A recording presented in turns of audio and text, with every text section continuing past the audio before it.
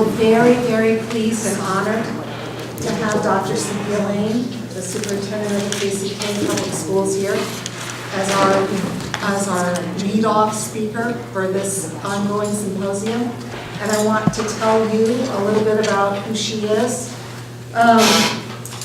She has had more than 30 years of professional experience in the educational realm, including 25 years in Kansas City, Kansas.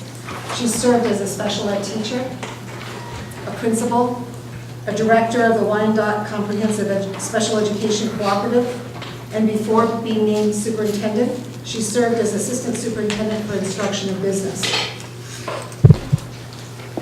Her charge remains to see the community transformed by the important work going on in KCK.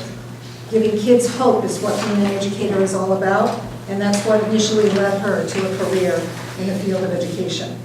She grew up in Southeast Kansas in Parsons. Her family instilled in her the importance of hard work through their examples.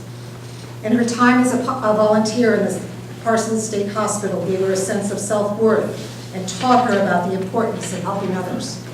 It set the stage for her later years in the field of special education. What makes her happiest as the superintendent of the KCK Public Schools is seeing the success of others, and she's eager to lead the way, as not by walking in front of others, but by walking beside them and giving them support. One of her favorite quotes comes from the Chinese philosopher who said, "When the best leader's work is done, the people will say, 'We did it ourselves.'" When this happens, she knows she will have achieved success. And so, as a result of all of the work that you've done to lead the field, we're so pleased to give you this award for leadership for learning from the Special Ed Department and from the Center for Research on Learning. Thank you very much for being here. We're so excited to share what this out.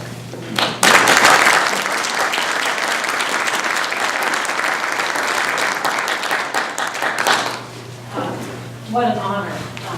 When Dr. Deschler called me to say that you all wanted me to come speak about the work in Kansas City, Kansas, I was both flattered and a little intimidated to come back to your university and share the work.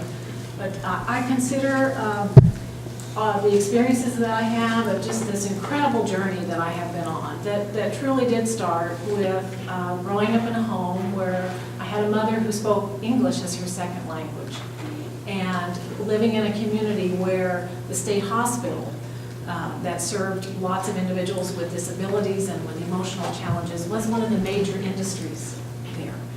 And being a child who really performed well at recess. Struggled to be a reader, in fact didn't read really until I was in the 7th grade.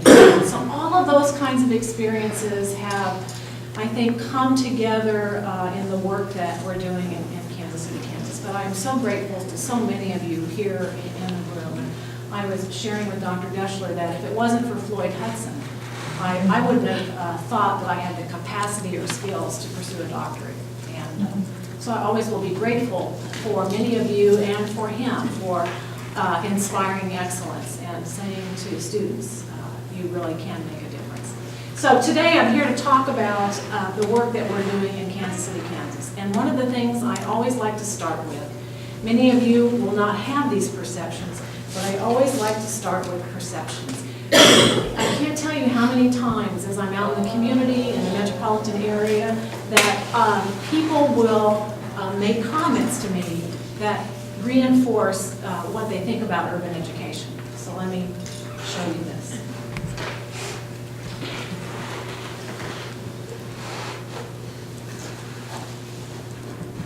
Shoot this. Let me know if that's too loud.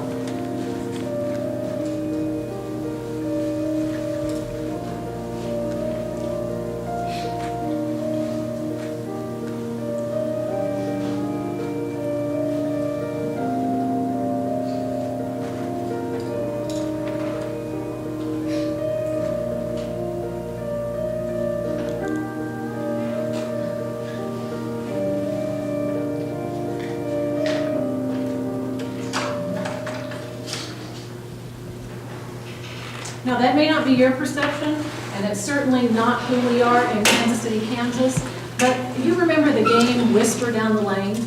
Or some of you might remember it being called the telephone game, where you started a message and passed it along, whether it was true or not, that became the image. I want to say to you today that urban education is a victim of Whisper Down the Lane. And in Kansas City, Kansas, this is who we are.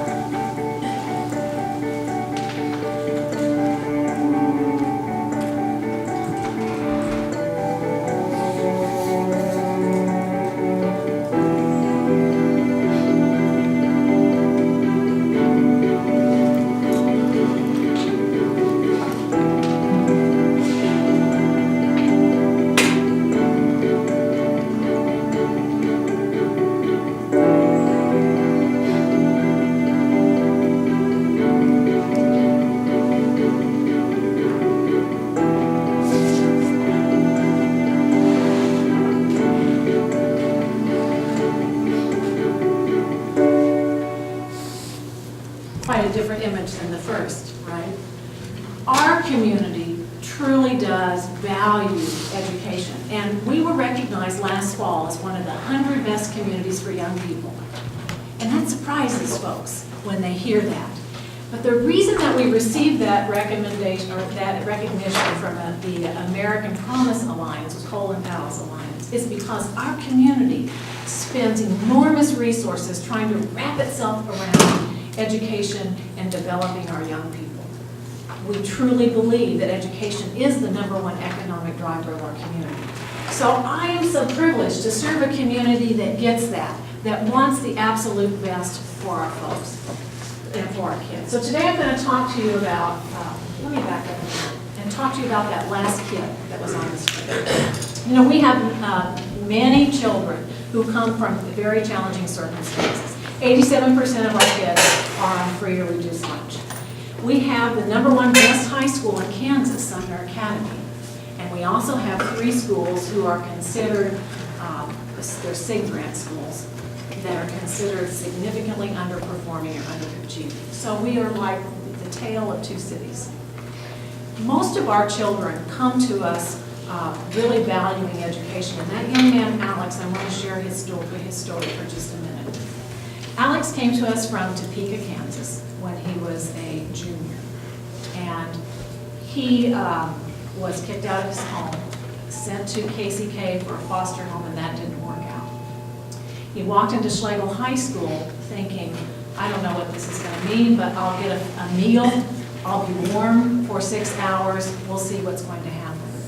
And immediately connected with one of our teachers who looked at him and said, my name is Mr. Ammons, and engaged in the conversation. And the end of that conversation was, Alex, I believe in you. Whatever you need, whatever it is that we can do to support you, we'll make it happen.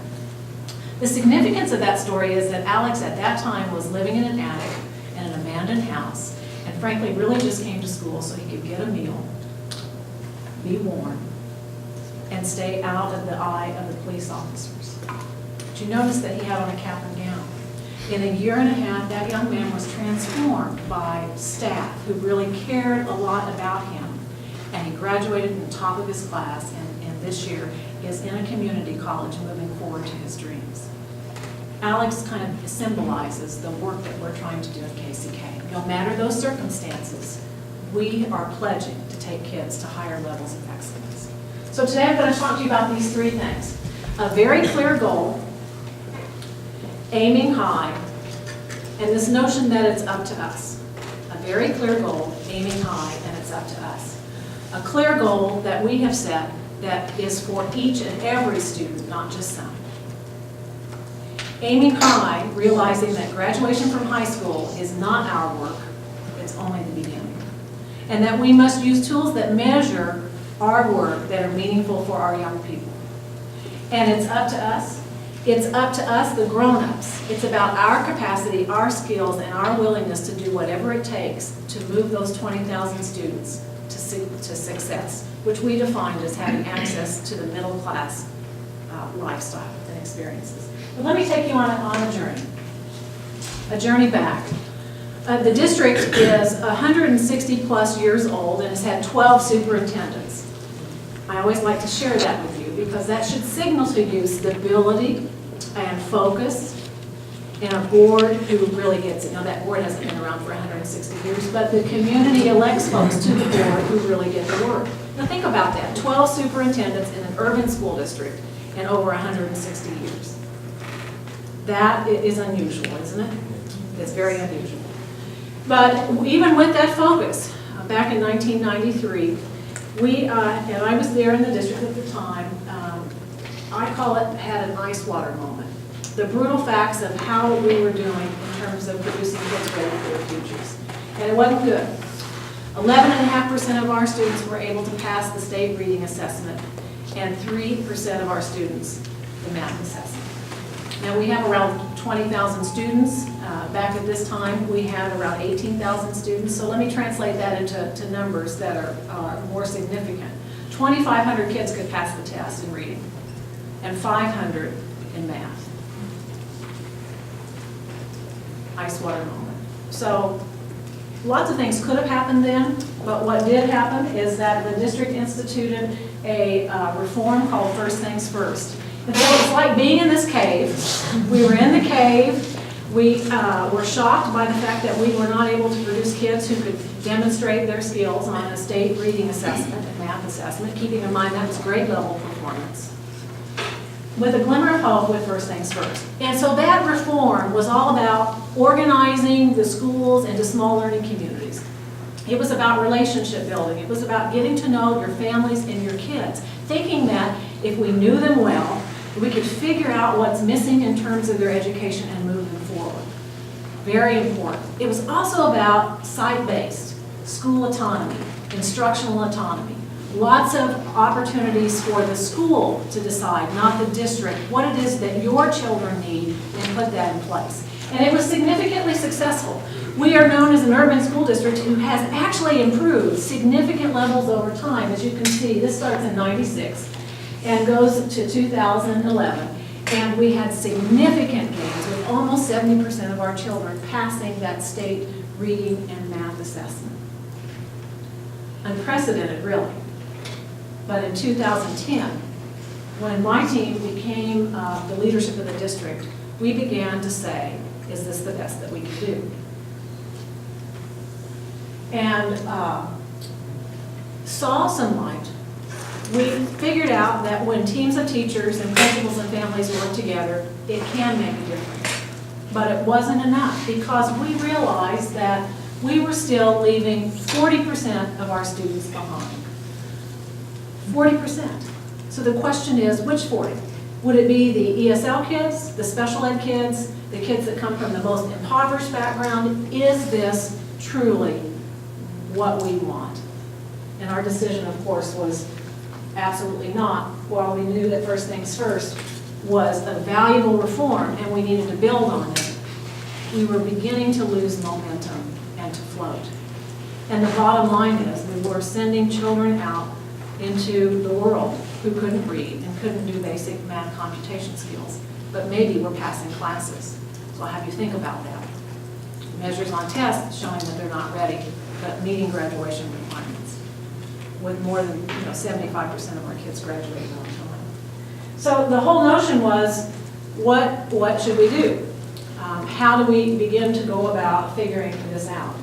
And so I love quotes. And I shared this quote with my team. It's a quote from Robert F. Kennedy to his brother, the president. And the guidance was, when you have problems, shine a lantern on those problems. And so we did. We went out into the community and had David Smith, who some of you got to meet earlier, Chief of Staff, and I spent 3 months in the community speaking with teachers, talking with students and their families and the community, asking the question, what is it you want from your school system? And without a doubt, in every group that we met with, they talked about the power of teachers in their lives. The fact that teachers sometimes were the #1 influence of who they became, and that they wanted excellence. They wanted not just high school graduation, but they wanted those deep relationships to lead to the dreams that their children have and that they have for their kids. story after story about teachers who made a difference, who influenced life. They also said, we don't care about Kansas assessment grade level test. We want you to use tools to measure your success that have meaning to our kids. And our children said that you need to push us harder. We can do more. We need to do more. Help us with that. So out of those conversations, about 3 months of listening in the community, we crafted our vision and our mission statement. This is the mission statement. Let me share with you the vision. Our vision in Kansas City, Kansas Public Schools is to become one of the top 10 school districts in the nation. Now, that vision is not about scoring in the top 10 on a test, although we know that that's critically important. But it's about creating a generation of innovative thinkers who can truly change their world. And if you are living in a household of 4 or more and your income is less than $30,000 a year, you need to change the world, right? So this whole notion of becoming the top 10 is that our kids become critical thinkers and can take control of their own destinies. And how do we do that? We do that by this mission, inspiring excellence. Every grown-up, every child, every day. And the grown-up piece of that comes first on purpose. I'm sure that many of you have had the experience, though I often have the experience, where I'm meeting with adults and they say, but if that parent would, but if only the students would. And that's counter to everything that the research tells us about the power we have as educators. If that child just didn't have that disability, or if they could just speak English. So the mission on purpose says to us, wait a minute. The research says that if educators do their jobs well, we can overcome any challenge or circumstance that a child finds themselves in. So we crafted our work, and we're pursuing this notion of grown-ups do your job well so that children can have what they need. So that's all fine and dandy, right? Sounds nice words, but the question I had as a superintendent was, what do we do with that? How do we make that real? And we turned to Marzano and Waters research. This had just come out in 2009, I believe.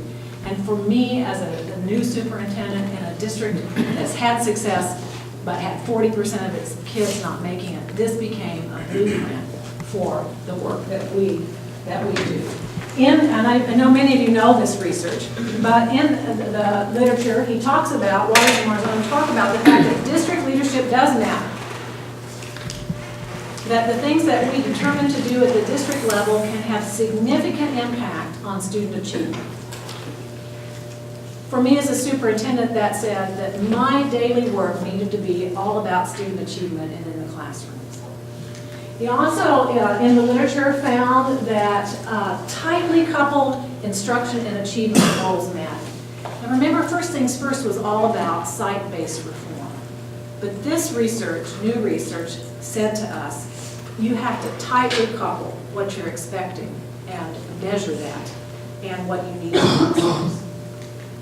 Also talked about setting and monitoring non-negotiable goals for achievement and instruction. And I want to sit on that word non-negotiable for a minute. Many of you have been involved in strategic plans that set out goals. And once that work is done, sometimes we pay attention to it and sometimes we don't, right? Marzano tells us that the work of the superintendent and the board and the building leaders is to not negotiate away from the goals that you've set. And for me, that was key. So how do you create an environment to lead in where people feel like they have voice and opportunity to influence while you're telling them that some things are not negotiable? And I'm going to talk to you a little bit about how we did that and what we're doing. Also key in the research was the alignment of the board and the resources. I'm not going to spend a lot of time on that today, except to say this. In KCK, we have had, it's really been a blessing to have stability of board leadership. We have one board member who sat on our board for 30 years, and most of them have served terms at least 10 years. And having that stability allows for focus and to ride through the storms of change to get the outcomes that you want. So I work a lot with the board to make sure that they're aligning their decision-making and the financial resources around the work of student achievement. And then the final big issue was, how do you have non-negotiables, but you also have defined autonomy, and grappling with that. But those were pieces that Marzano and Waters said were extremely important in the work. So we crafted a district continuous improvement plan that is 20-some pages long, but reflects all of the pieces of the research, where we have a singular goal, which I'm going to show you in a minute, that focuses on what we believe every child should have access to and the outcomes for, while crafting non-negotiable goals for achievement, beginning at preschool through graduation, and non-negotiable instructional expectations that will happen in each and every classroom. So the notion of having one very clear goal was very important. And there's been a lot of talk around the nation in recent years about this thing about college and career readiness. And I think that is absolutely on point, yet I worry that we haven't defined that. What do we mean by that? So in KCK, we crafted this singular goal. This is our only goal of our work right now, that each student, and the word each is on purpose, will graduate from high school fully prepared for college and careers in a global society and be on track and on time for success all along the way. Now, let me break that down for you because that's a lot of verbiage. But what it means is that our success must be measured by the fact that our kids are ready for that next step, from preschool into kindergarten. So we track kindergarten readiness. Did our preschool produce kids who are truly ready for kindergarten? We measure every quarter, are our kids on track and on time? And if not, what do we do about it? We have set some key indicators in place that we measure on a regular basis and pay attention to that data. And we believe that every child should be fully prepared for college and careers, recognizing that not every kid will need to go to college to pursue their dreams, right? I'll show you in a minute why we want to debunk that. Now, where are we performing in relation to that? This slide shows the number of kids who are going to college and completing within 5 years. And on the purple lines, it's for the 2-year college, and the magenta color shows a 4-year degree. This is our data at KCK. It's not very good, is it? In fact, it's pretty dismal. It's almost like another ice water moment when you think about, wait a minute, what is happening here that our kids are not completing those post-secondary opportunities. So we wanted to dig deeper. And you can see here that our students in KCK find themselves in remedial coursework in post-secondary at significantly higher rates than those across Kansas. Ours is the purple, the state's the magenta. How are they doing in math? Not a lot better. And in the reading, you would see that same kind of thing. So if we're truly going to make that college and career notion come to life, we have to deal with the fact and put supports in place that address this issue, that our coursework is not preparing our kids for the future. I show you this slide. This is Bill Daggett's slide from the International Center of Leadership. And for me, this is significant because we often talk about, well, not every kid's going to go to college. Careers is where some of our students will end up. And when I was in school, that was called vocational, and that was really tracking. You really don't have the capacity to go to college, so let's find you a career. Some of you may remember those experiences. But the recent research says, recent research says that kids who want to pursue technical careers or in the military actually, wow. Bottom left, where it says Lane, right there. No, I think if you just open PowerPoint again, I think you'll right. Right there. Okay, thank you for your help.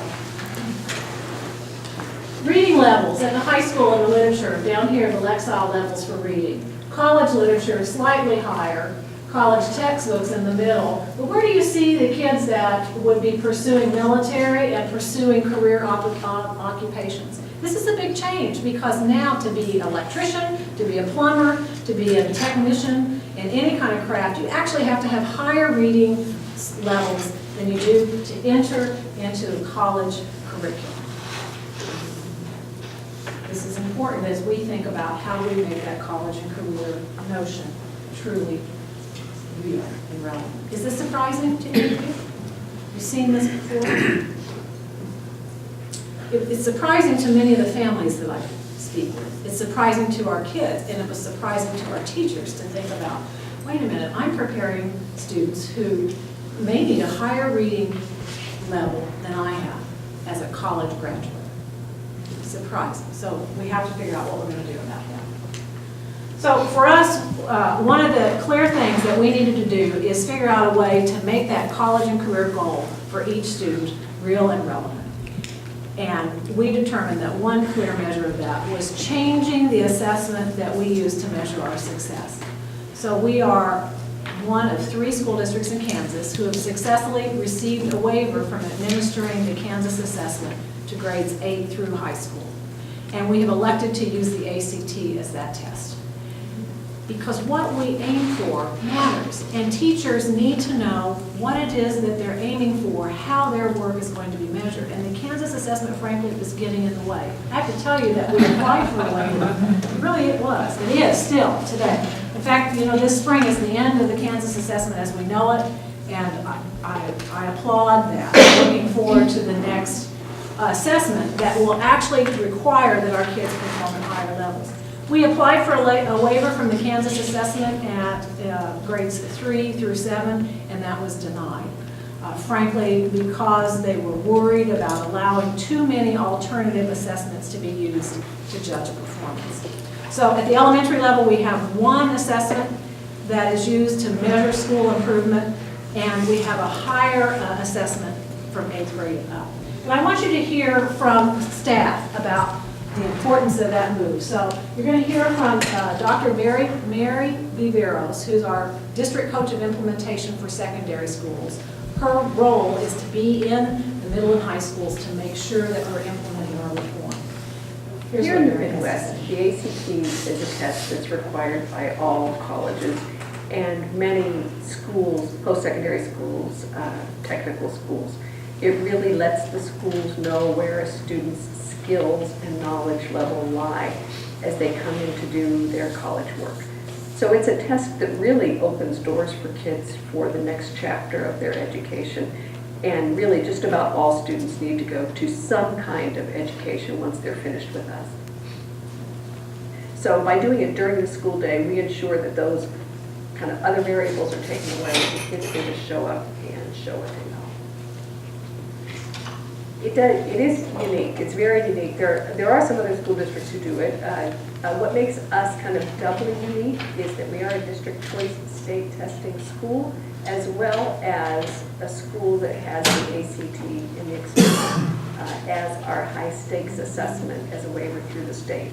That combination together is quite unique in that this is our high stakes test, and we administer it, and it is actually the real ACT. So put those two things together, and I don't think there are many other schools, unless the whole state, the ACT is the assessment, as it is in some states. But those two variables are quite unique, and so it really, I think, allows us to focus our students' work away from where we were sometimes getting stuck on just getting through a state assessment toward getting kids ready for college. So, having the right target really mattered, aiming high. We began 2 years ago to give all of our 8th graders the Explore assessment, and all of our 9th graders the Explore assessment, and all of our 10th graders the plan, which frankly we've been giving for years, but it was take the test, here's your results, good luck with that. And the ACT to every one of our juniors. So last year is the first opportunity to see that, and kids went into that assessment knowing how critically important that is to their life outcomes. Think about many of these children are first-time college hopers. They will be the first child in their family to actually pursue that level of education. And we are really opening doors to their dreams. The kids went in very serious, came out in lots of dialogue. Now I want you to think about 16 and 17-year-olds talking about an assessment together. Surprising, powerful, how important that was. But just giving the assessment in itself is not enough. So you're going to hear in a minute from Rashonda Rose. Rashonda is a college and career coordinator. We have a college and career coordinator at every high school. And her job is to make sure that all of the processes that you must go through in order to be accepted into college are not barriers for our kids. She works with families to complete the FAFSA. She and the other college and career coordinators make sure that every student has the opportunity to have their feet on a college campus somewhere, maybe in the metropolitan area, or perhaps somewhere else in the nation. She also makes sure that they understand how to complete the applications for entrance. And for me, most important, we track that how many students are successfully completing college credit while in high school. And last year we had 54% of our students graduate with college credit, some as much as an associate's degree. Transformative for kids in a community where high school graduation was seen to be enough. So let's listen to Rashonda talk about I her begin by work. saying our ACT process really starts well before junior year. A lot of our students obviously take it, and we have all of our juniors to take it their junior year. But our preparation begins much earlier. We're a part of the program that includes the plan, the Explore, and the ACT. So we start testing students very early. We know that a lot of the scholarships and the schools that students really want to get into are requiring as high as a 21. And so it's really important to push our students, particularly in the areas of math and science. So we're working really hard to get them ready. Some of our students will move on into colleges, and those colleges we mean community colleges as well as large universities. But many of our students will also take technical careers, and some students will join the workforce. And so we want those students to have the skills that are exemplified in the ACT as well. So we start working on those. We have, for our freshmen, we're trying to make sure that those students pass all of their courses. Our sophomores visit college campuses. We'll have every single sophomore at Bushleger visit a college campus this year. Our juniors will work all year on the ACT, and then our seniors, we're helping them to do financial aid. We also do a lot of stuff on scholarships. We're doing preparation with parents as well, because we want them to understand this process and the paperwork that's necessary so they can continue to be successful. So, having the right assessment and then aligning your supports under that. I'm working with the board right now to consider changing our graduation requirements so that students have to have completed a virtual class before they graduate from high school, or been in college courses and successfully complete college work, or actually graduate with a technical credential that will leverage the job that they want in their professional career. We also are requiring our students be in internships because we want to make sure that they understand the world of work and that they're out there working with real professionals, doing real work, actually being on teams in businesses doing the work. We have children, our students at Cerner right now. That's been an invaluable experience. We have kids in our unified government working, actually creating the communication that our mayor's office uses to communicate his work to the community. That's being done by our kids.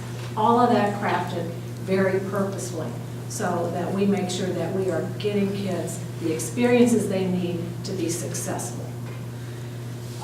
Let me talk to you a minute about what we're doing for children that are in preschool and up. One of the things that we're very proud of in our community is that we have an extraordinarily successful, fully integrated preschool. Oh, let me back up a minute before I go there. I apologize, I should have mentioned these. In the work that we have outlined, remember Marzano talked about having clear achievement, non-negotiable goals for achievement. So these are our key indicators. We have others, but these are the key indicators that we use to measure our success. Beginning at preschool, massive reading. We found that our children are not reading as much as they need to, and I would challenge all of us in this room, our kids and our families and ourselves may not be reading as much as we need to. So we have embraced this notion of massive reading and are driving toward having kids reading on grade level by third grade. Right now we're at 68% of our kids reading on grade level by third grade. We also measure they're on track in terms of all the other academic skills. I mentioned every quarter we do assessments to see are they on track and on time for success. At the middle school, we focus on algebra at 8th grade, a gatekeeper for college admissions. And so 2 years ago, all of our kids began taking algebra at 8th grade, and last year 82% of them were successful in completing true high school algebra in 8th grade. And we mentioned the college going and early colleges experiences. So the instructional expectations have also been significant changes. Under First Things First, teachers and schools could determine what it is that they want to teach and when. We've learned that that was not beneficial for all of our kids.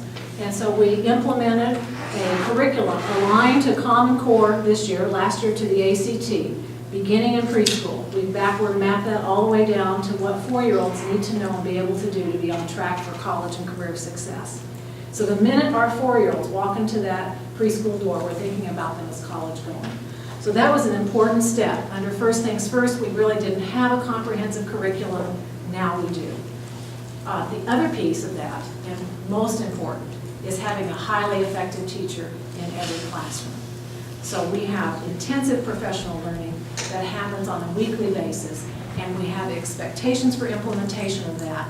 And our assistant superintendents meet with principals and our instructional coaches, we call teacher leaders, on a regular basis to look at data, to analyze how we're doing, down to the student level. High intense environment, support for teachers so they can make the most of their kids. So this is Kathy Stump, and let me pause for a minute. Kathy is a 3rd grade teacher at Hazel Grove Elementary School, and she's been teaching for 33 years. I want you to hear her voice and pay attention to the kinds of changes she's made in her instructional practice in order to meet the needs of our kids. Instead of me telling them, they're telling me. And that, they just get so excited about that. And they'll say, Mrs. Stump didn't know how to do that. And you know, we're competent teachers and we are okay with that. We are okay with them teaching us and that gradual release to them. We want them to do that. We want them to think. As the years progress, they are taking learning, and they are teaching themselves, each other, and me. So they have ownership of that, and they're very careful. They carry it with 2 hands. It's very ownership of their learning. When I started, computers were not even a thought. And when I think about we're using iPads and computers and much more global, that when I look back, they were just a thought in someone's mind. And so I had to learn with it.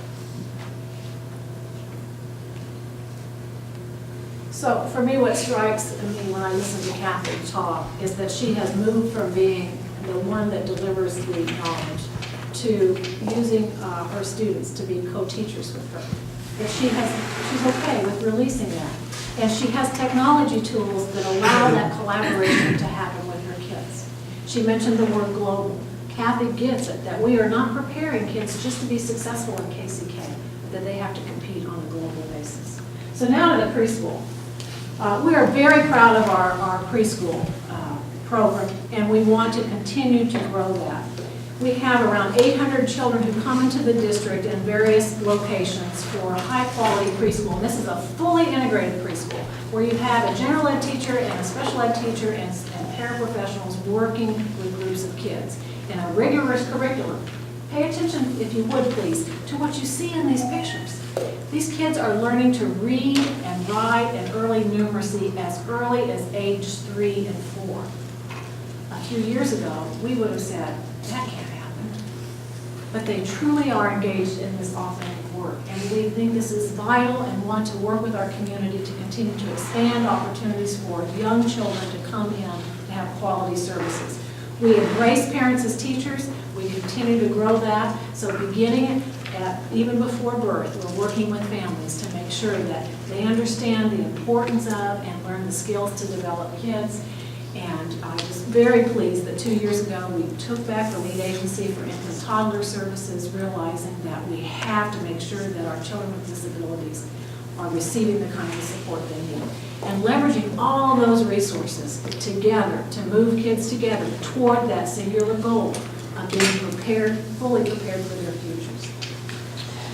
But we have children who come from around the world, and our kids speak as many as of 65 different languages in their homes that come to our schools. 65 languages as of today. That changes on a daily basis. So I wanted you to have the opportunity to see one of our ESL teachers and how she's grappling with ensuring they learn the content while they're learning English. This is Lori Holtz at Wyandotte High School. The Can you students hear that I that? teach are generally the ESL students that speak languages other than English or Spanish. But I also have probably more so than any other language, I have Nepali and Burmese students. I have a lot of Nepali students, probably 5 to 10 per class usually. I have several Burmese students. I have Karen students. I have Myanmar. I have had in the past some that spoke Hmong, Chin, Korean, several different languages. So it's kind of in any given class I could have up to 14, 15 different dialects going on. The assessment process is sometimes difficult for students because they have to read an English written test and interpret what the English words are and be able to do the math involved in it. So kind of a way to get around that is that sometimes I will take a unit, and instead of them having to read the English words and try to figure out what the English words mean and then do the math, I will actually have them find a partner that speaks the same language as them and teach the concept to that partner in their own language. So a student might be learning how to factor. And so instead of factoring and saying, okay, first step is I have to find my A, my B, and my C and do all the things in English, they're now taking a partner that also speaks the same language and they're saying it in their language. And as a teacher, I can follow along as they're doing the video and assess whether they're doing the steps right, because the steps pretty much generally look the same, but obviously the words are different in their language.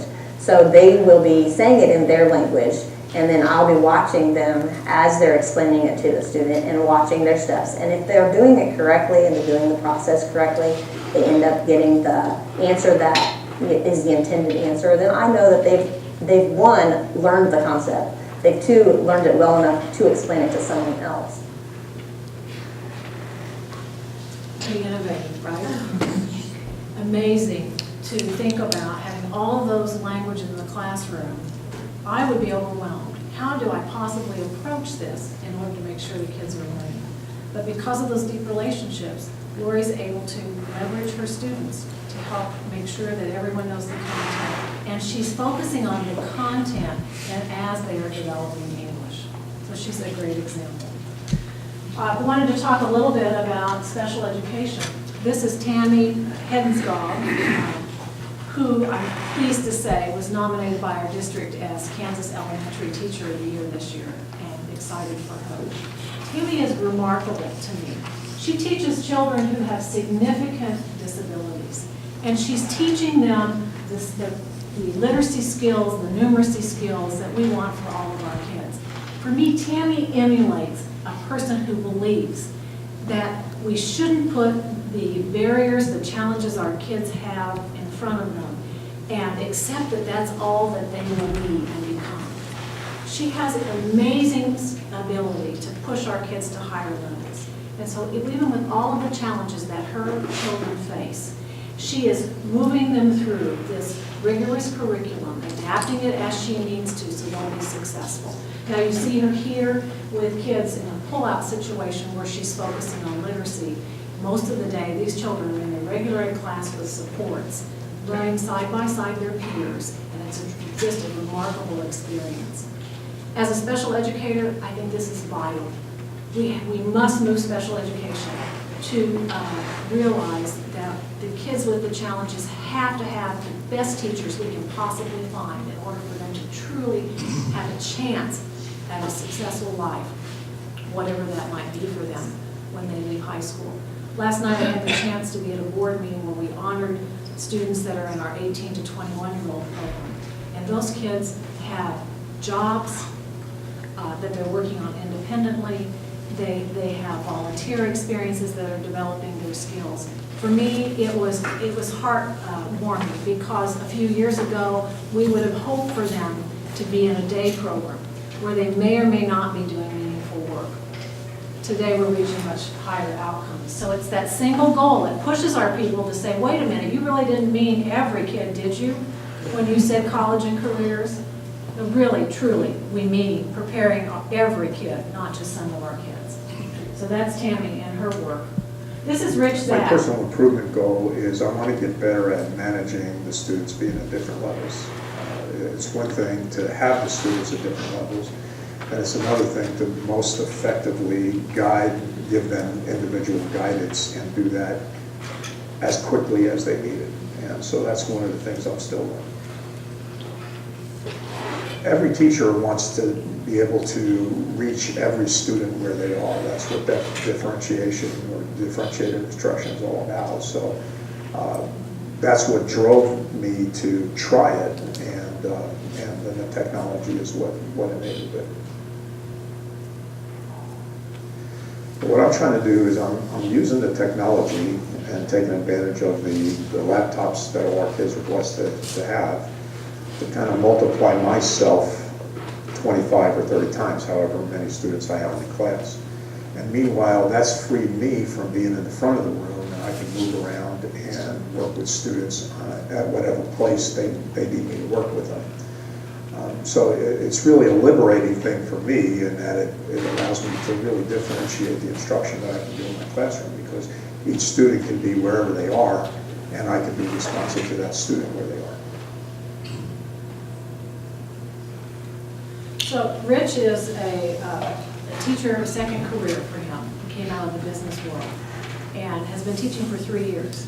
And he's embraced the flipped classroom like many of our teachers have. All of our high school kids have laptops 24/7 that the district provides.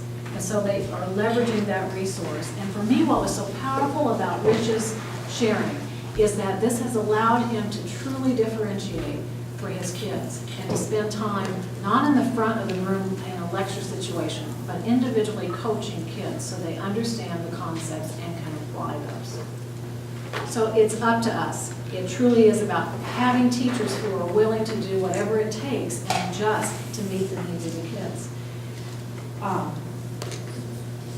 Our recent cold water data, if you will, is thinking about literacy. Because even with this strong curriculum in place and teachers really learning to differentiate well and to support kids, we still aren't moving in terms of really moving those ACT scores up. So we began to dig underneath that. Here's our literacy results on the measure of academic progress and on Explore, Plan, and ACT. And you can see that we have a long way to go in terms of making sure our kids are fully literate. So our current work, building where we are and moving forward, is to truly make sure that our children become literate citizens. The Literacy Council has embraced this notion that literacy is a civil right. Those are our teachers. We want to make sure that our kids are fully literate. So just real quickly, I want you to hear from Peter Wenzel, who teaches at Frank Rushton Elementary School. He's a fifth-year teacher. And as he's speaking, notice how he's trying to leverage digital literacy with his kids. Notice how he's pulling his families in. And what he doesn't talk about, that I want you to see in the background, are the classroom libraries. Because we have implemented that children in elementary school need to be reading between 5 and 25 books a week at school with us. Significant. Here's Peter. So within reading, I have the students in a level reading group, and they're able to have book conversations about their books on Edmodo through establishing posts, responding to posts that I have made regarding the book, or that they'll come up with on their own. And then they respond to each other and have this interactive dialogue, and so we can reflect back to it. So we can come and have a meeting later on about something that they read and that they had discussed, and we can refer right back to the web page, the Edmodo page, where they had recorded that thinking. and there's the documentation out there. And so that's just one way that we use the technology. Another way is I'll use it for my individual conferences with students. I set up a Google Doc for each student in which I just created a rubric that incorporated some of the important things that our class thinks is important for independent reading. The neat thing about having it on the Google Doc is that the students are able to access it at any time, and it's updated on the spot. So their parents could actually be at home, have the Google Doc open, and participate in the conference with us if they were so inclined. I started a parent-teacher conference, and we're talking about how the student is doing in reading. There's a lot of times where they've been able to come in and say, yes, Mr. Wetzel, I saw that you had posted on this, or I've seen that they're working on this right now. To where it's not a surprise and the parents are not coming in, what am I going to hear about? It's something where they've already seen what we're going to be talking about, and they're a lot of times ready for that information and ready to talk with me about it and ask the questions, as opposed to just get the information.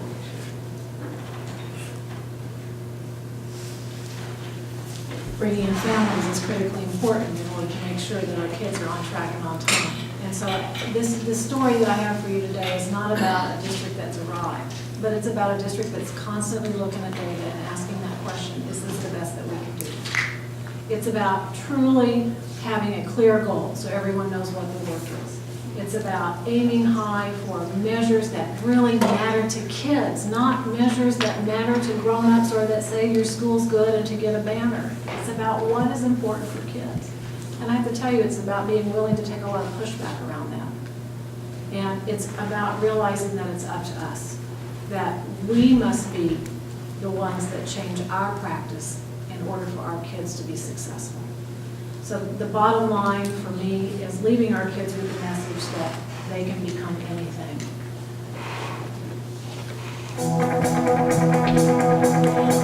Are we strong enough? Can we make the cut? Can we cross the finish line? Make it out in time? Can we pass the bar? Can we make the grade? Can we make it alone? Make it all alone? Can we pull it off? Can we save the day? When we start to recognize and start to realize we can't do anything. We can't be anyone. Just close your eyes and try to see. We can't do anything. We can't be anyone. Just close your eyes and try to see.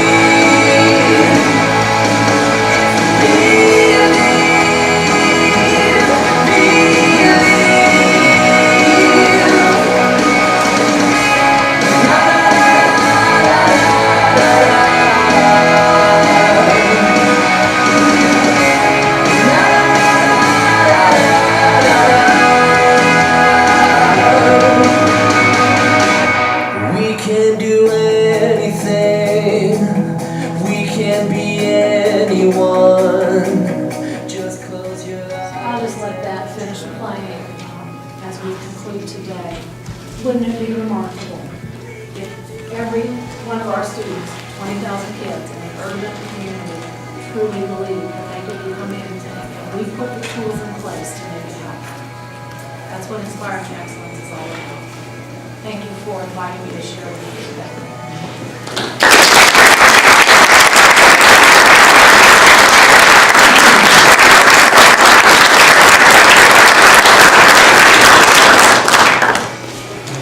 Would you be willing, Cindy, to take some questions? Sure, I'd be glad to. I know I ran a little long, but Yeah. I'd be glad to. Yeah.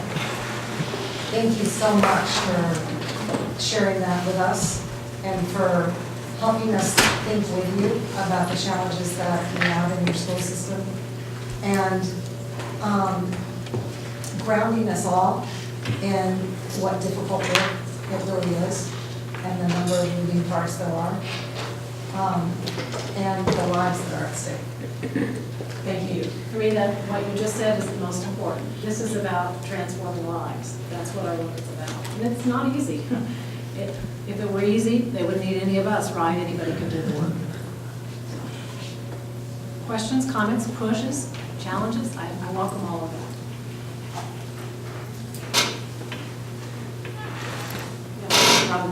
Cynthia is my interest in special education, and it could help us by giving 1, 2, or 3 challenges you're seeing in terms of special education to get us thinking about how we might partner with you.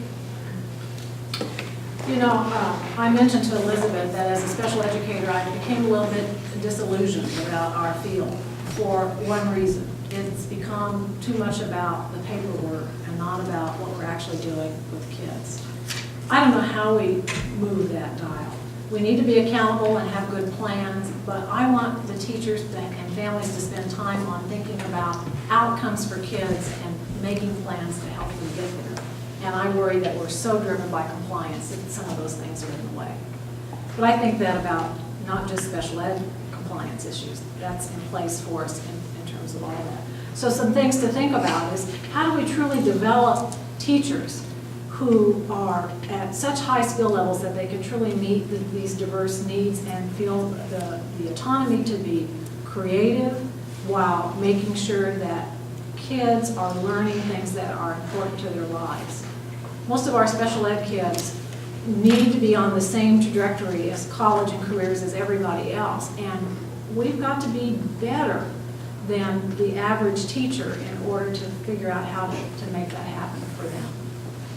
So high-quality teachers trying to advocate for less bureaucracy and more meaningful planning, and just continue to strengthen partnerships with families would be the 3 top things on my list. Of course, also early intervention. The earlier, the better. The earlier, the better. Most of the research on urban education that I'm familiar with emphasizes the building model as the key. And you say yourself you have enormous variation in your district in those buildings.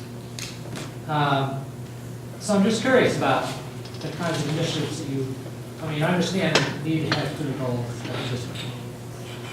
But what kinds of sort of building level initiatives would you see lining up with what you're doing? We truly believe in systems work. And because of our experience with First Things First, that was systems work with lots of site-based autonomy, we realized that gets buildings so far. But systems have lots of resources that we can leverage to help move forward. So our buildings are expected to lead within these parameters, these goals, and meeting these indicators, while at the same time crafting supports that are unique for the community in which their children come from. So many have developed extended school day, extended school year opportunities. That's not a universal thing that we do. Many have different resources that come in that are tied to developing literacy and strong academic skills, and we welcome that. But we discourage going off on their own because they then don't have the resources from the school district, the curriculum, the intense focus around leadership development, professional development. So we think that systems really matter. Well, I know that that's going against the stream because much of the focus now, the federal government's programs are all going to buildings. And I get that because oftentimes school systems haven't been clearly focused with resources and support that have mattered and frankly gotten in the way.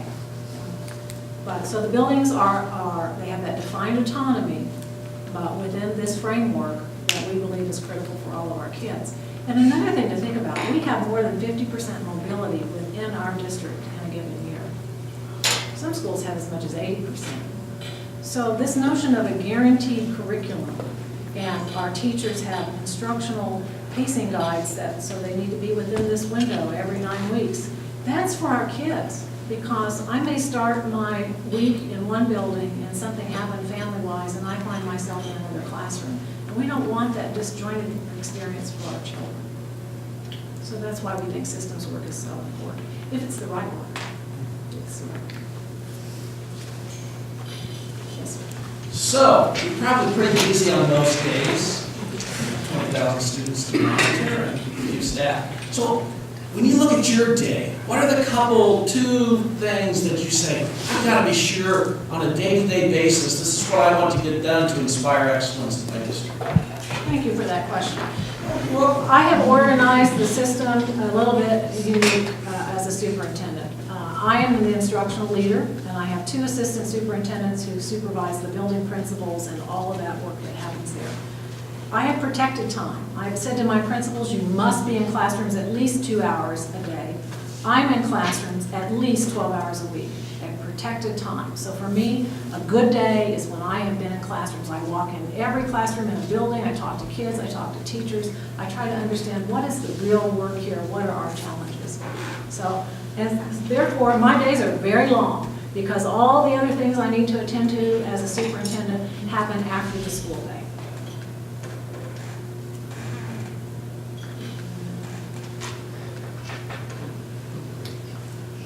I'll be around if you have other questions or concerns. Again, I'm so pleased that I was able to come and share a little bit about our work. I hope that it sparks some interest in you, and we invite you to become partners in the work, because we truly are going to become one of the top 10 school districts. And we'll know we're there when every one of those kids say, I can be anything. Thank you.